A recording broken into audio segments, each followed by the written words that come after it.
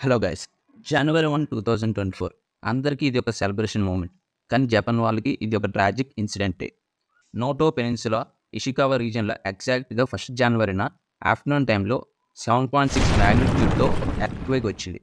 Earthquake వల్ల ఈ రీజియన్‌లో ఉన్న రోడ్స్ అండ్ బిల్డింగ్స్ అన్నీ కొలాప్స్ అయ్యాయి. జపాన్ మెటీరియాలజీ ఏజెన్సీ వాళ్ళు ఇచ్చిన డేటా ప్రకారం ఆల్మోస్ట్ ఎర్త్‌క్వేక్ 155 టైమ్స్ వచ్చింది.